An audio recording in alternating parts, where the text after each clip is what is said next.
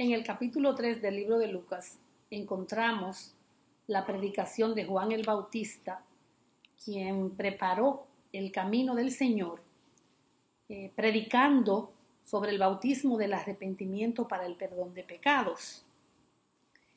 Y la gente le preguntaba diciendo: entonces, ¿qué haremos? ¿Qué haremos para conseguir la vida eterna? ¿Qué haremos para ser salvos? Y él respondiendo les dijo: el que tiene 2 túnicas, dé al que no tiene. Y el que tiene que comer, haga lo mismo. En estos días nosotros estamos llamados a hacer lo mismo, a compartir lo que tenemos con aquellos que no tienen. Vinieron también los publicanos, o sea, las personas encargadas de cobrar los impuestos para el Imperio Romano. Vinieron a hacerle también una pregunta y le dijeron: maestro, ¿qué haremos? Y él les respondió: no exijáis más de lo que está ordenado. La gente en tiempos de crisis se aprovecha de la inflación, de vender los productos más caros, de estafar a las personas. Pero yo quiero que te hagas la pregunta: ¿qué harás después de? También le preguntaron unos soldados. Todas estas personas le estaban preguntando a Juan el Bautista. Y ellos también le dicen: ¿qué haremos? Y Juan les responde: no hagáis extorsión a nadie, ni calumniéis, y contentaos con los salarios que poseen. Porque los guardias, como en los tiempos de hoy, con salarios muy bajos, muchas veces tienden a buscársela por ahí para conseguir los pesitos, para incrementar el ingreso. Pero Juan le dice: esto no está bien. Tú sabes lo que debes de hacer. Tú conoces lo que está bien y lo que está mal. Y vemos aquí 3 grupos de personas haciendo la misma pregunta en este capítulo 3 de qué haremos. Y esta pregunta la hacen frente a Juan, que era un hombre intachable, de una conducta intachable, inquebrantable, que estaba bien enfocado de que su ministerio era abrir el camino para el ministerio de nuestro Señor Jesucristo. Juan decía: arrepentíos porque el reino de los cielos se ha acercado. Esas respuestas que Juan le da a los soldados, a la gente, a los publicanos, era como diciéndole: mira tu conciencia, a ver si lo que estás haciendo, lo estás haciendo bien. Y si no lo estás haciendo bien, tienes tiempo para arrepentirte y para convertirte, porque el reino de los cielos se ha acercado. Pero vemos también que en la Escritura encontramos este mismo llamamiento que estuvo presente en el inicio del ministerio de nuestro Señor Jesucristo. Después de que Juan fue encarcelado, porque recuerden que Juan fue encarcelado porque él enfrentó la conducta de Herodes el tetrarca, y como su conducta no era buena de Herodes, y añadió otras cosas y llevaron a Juan a la cárcel.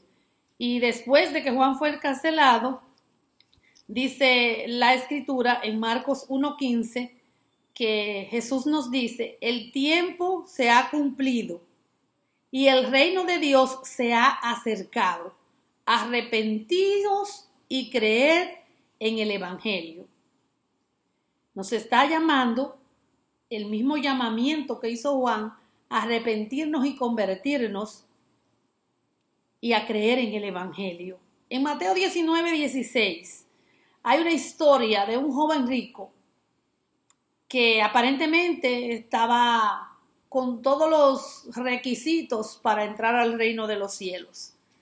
Pero al igual que Juan enfrentó a aquellas personas que le hicieron las preguntas, los publicanos, los soldados, con su realidad, Jesús también enfrenta a este joven con su realidad.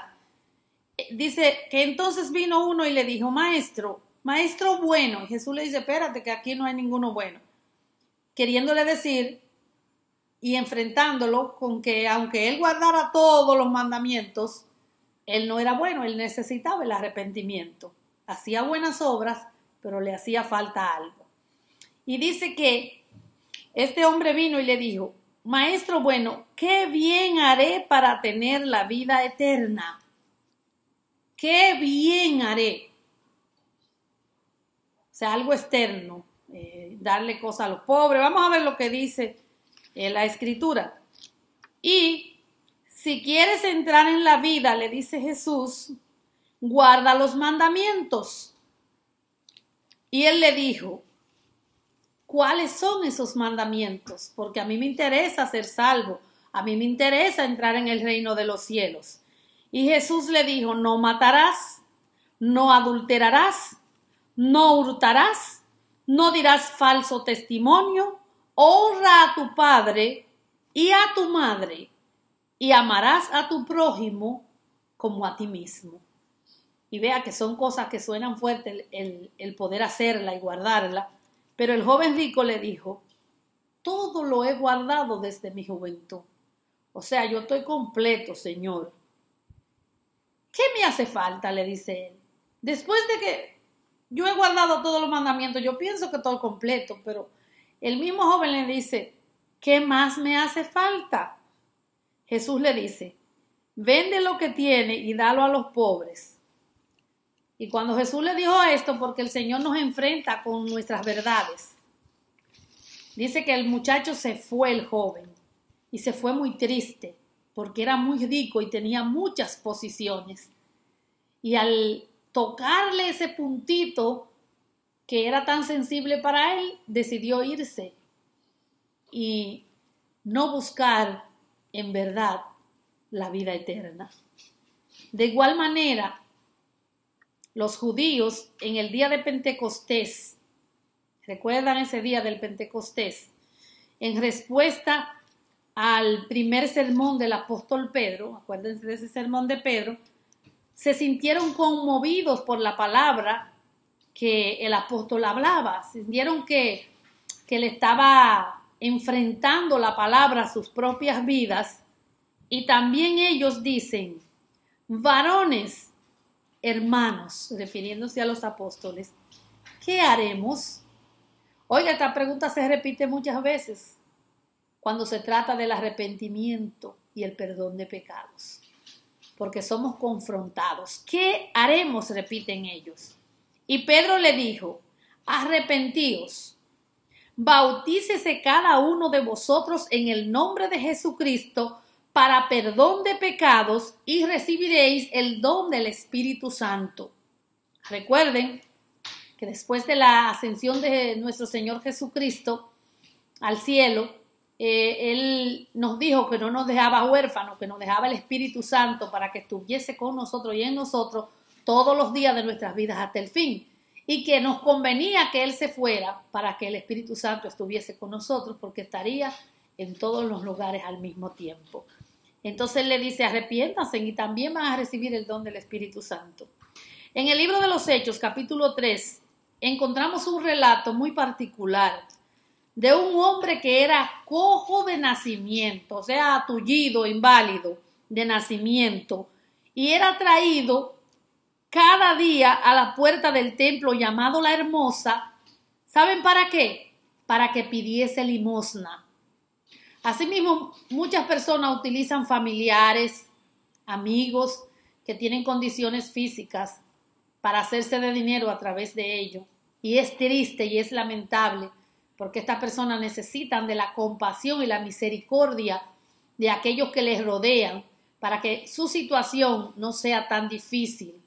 Usted sabe lo que es coger a una persona minusválida y llevarlo y ponerlo en una calle a coger el sol el día entero, como lo he visto yo con mis ojos en mi ciudad de Santiago de los Caballeros.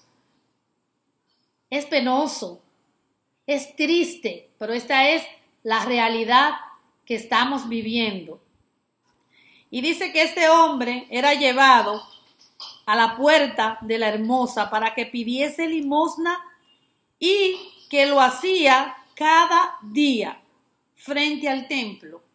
Pero un día, porque siempre hay un día para las cosas, un día subían Pedro y Juan a la hora novena a orar al templo. Y cuando ellos iban a entrar al templo, el hombre estaba afuera pidiendo limosna, porque era un limosnero. Y él esperaba recibir de ellos alguna moneda. Pero Pedro y Juan, cuando lo vieron, le dio pena y él les rogó que le diese limosna. Y ellos mirándolo a los ojos le dijeron, míranos.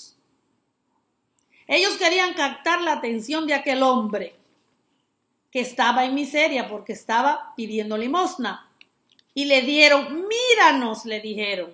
Entonces él estuvo atento, esperando recibir algo de ellos, una moneda de oro o de plata. Pero no fue esto lo que recibió. Recibió algo mucho mejor. Ellos le dijeron, no tengo plata ni tengo oro, pero lo que tengo te doy. Pero lo que tengo te doy. Y en los días de hoy nosotros de lo que tenemos que dar. Tenemos que dar de Cristo. De ese Cristo que salva, de ese Cristo que libera, que rompe cadenas, que saca al oprimido de la opresión, que provee al que tiene necesidad, que sana a los enfermos. De eso debemos dar, palabra de arrepentimiento, palabra de que la gente se convenza de que solamente a través de Cristo el Espíritu Santo puede convencerlo de pecado y hacer que ellos puedan tener la fe para recibir el perdón. Y ellos le dijeron, de lo que tengo te doy. ¿Y qué tenían ellos? Tenían el poder de Dios en sus vidas.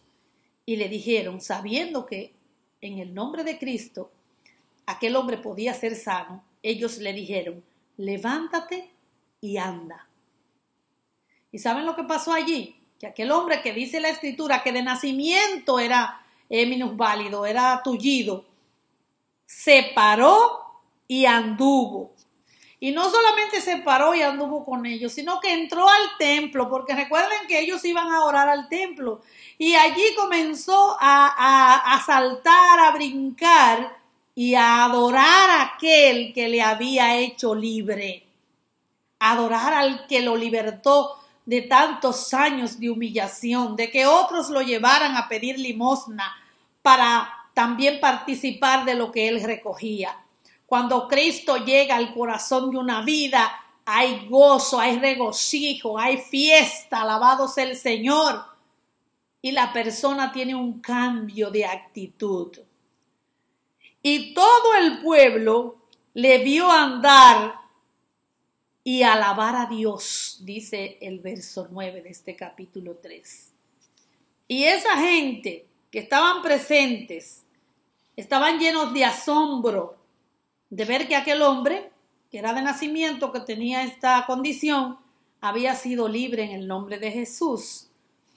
Y los que han creído en la palabra del Señor aprovechamos todas las oportunidades. Y Pedro ahí mismo aprovechó para predicarle a aquellos que estaban perplejos por el milagro que habían visto.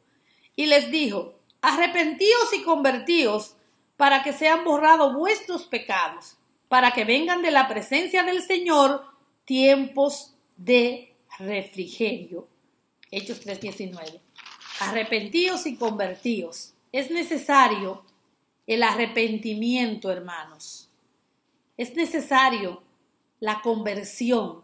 En los tiempos que nos ha tocado vivir, la gente no quiere recibir a Cristo, la gente quiere andar en sus placeres, pero es triste y es lamentable porque el día del Señor se acerca y muchos son los que se están perdiendo, muchos son los que mueren sin Cristo. Y yo te quiero invitar, alabado sea el Señor, a que tú seas un pregonero de justicia y hable del arrepentimiento a aquellos que necesitan de Dios. Nosotros hemos sido también llamados, al igual que Juan, al igual que lo hizo nuestro Señor Jesucristo, al igual que Pedro. Y nosotros somos llamados a ir por todo el mundo y predicar el evangelio a toda criatura. El que creyere fuere salvo y el que no creyere pues será condenado. Pero es nuestro deber cumplir con este ministerio de llevar el mensaje de Dios. Dios sigue teniendo su misericordia. Dios sigue teniendo amor para los perdidos. Y el Señor nos llama a nosotros a ser parte de esos que proclamemos su amor e invitar a las personas a que vengan al reino de Cristo, porque el reino de las tinieblas está en pleno. Recuerden que el príncipe de este mundo es Satanás, pero nuestro Dios es el Rey de Reyes y el Señor de Señores. Dios en su misericordia proveyó lo único, alabado sea el Señor, lo único para que las personas pudieran encontrar la salvación y el perdón de sus pecados. Lo proveyó a través del sacrificio de su Hijo Jesucristo.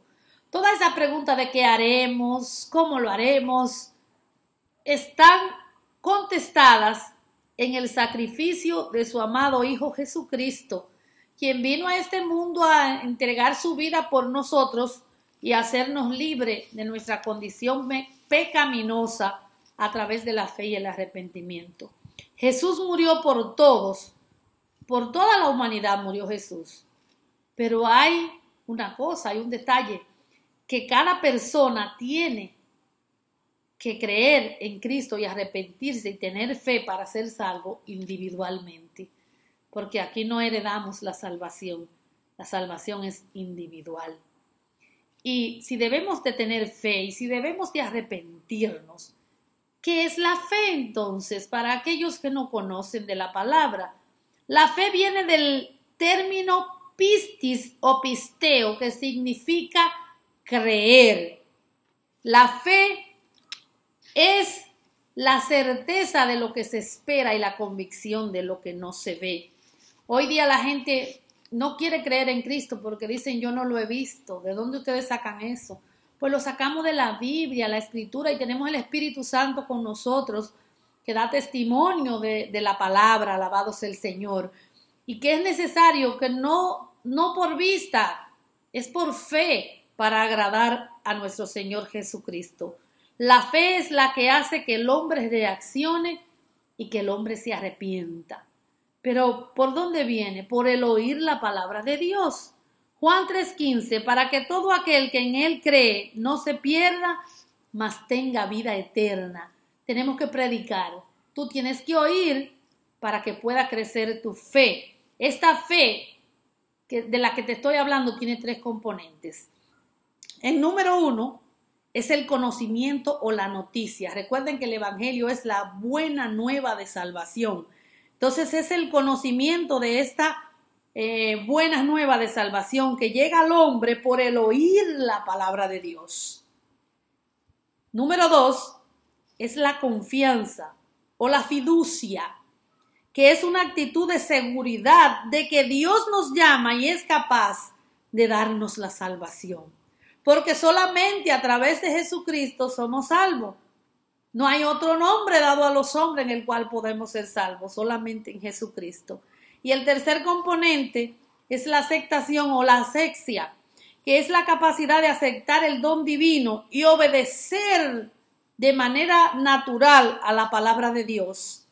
Y creer que la Biblia es la palabra de Dios y tomarla como regla de vida para nosotros. La fe salvadora es un acto de toda persona que abarca su intelecto, que abarca sus emociones y que abarca su voluntad. Estas 3 cosas están involucradas en lo que es la fe salvadora.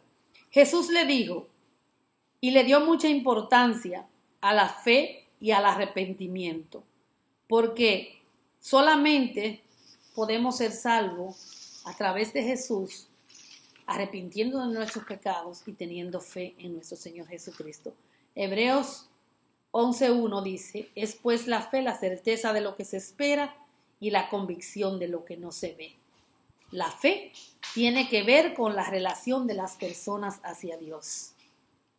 La fe tiene que ver con mi relación con Dios, con yo creer lo que es capaz de hacer mi Señor y mi Dios, de yo creer que Él me salvó, de yo creer que Él es mi sanador, de yo creer que es mi proveedor, de yo creer que Él es mi todo, Él es mi bandera, mi escudo, todo es el Señor para mí.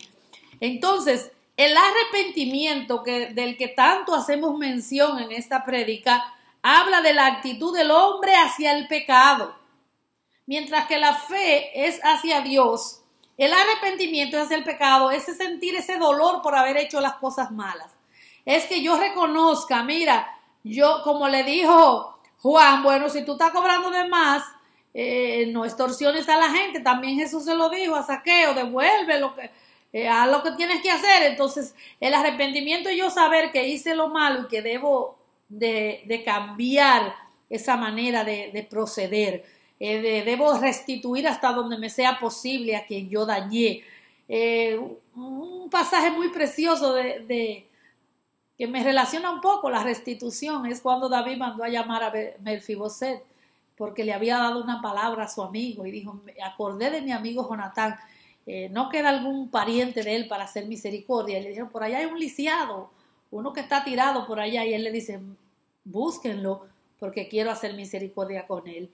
Y eso quiere Dios hacer contigo, como hizo, alabados el Señor, misericordia con aquel lisiado en la puerta de la hermosa, y como David hizo misericordia con Mefiboset, que estaba en Lodebar, por allá, un pueblo de mucha escasez. En medio de todo eso, Dios tiene misericordia de ti. En medio de esta situación que estás viviendo, que te sientes aprisionado, que te sientes que las finanzas se están socavando, yo te quiero decir que hay buenas nuevas. Esto está por terminar y el Señor quiere tener misericordia de ti. A ti que me escuchas, que todavía no has recibido a Cristo, que nunca quizás habías escuchado de Cristo, te quiero decir que la libertad está en Dios y que tú tienes que tratar de oír la palabra de Dios. Busca una Biblia, léela, pon una emisora cristiana, trata de oír para que tu fe sea alimentada y puedas creer que Jesús es el Salvador e invitarlo a entrar en tu vida y a hacer contigo misericordia. Y yo quiero hacer esta oración para que tú la hagas conmigo. Quiero aprovechar este momento especial. Quiero que tú, si quieres recibir a Cristo, le digas, amado Dios, reconozco que soy un pecador o una pecadora, que te necesito como te necesitó aquel hombre en la puerta de ese templo, como te necesitaban los publicanos, como te necesitaba todo el mundo en Judea, como te necesita el mundo en el tiempo de hoy. Yo, en lo personal, yo te necesito y te invito a entrar en mi vida como mi Señor y como mi Dios. Perdona todos mis pecados y te recibo como mi Señor y mi Salvador en el nombre de Jesús.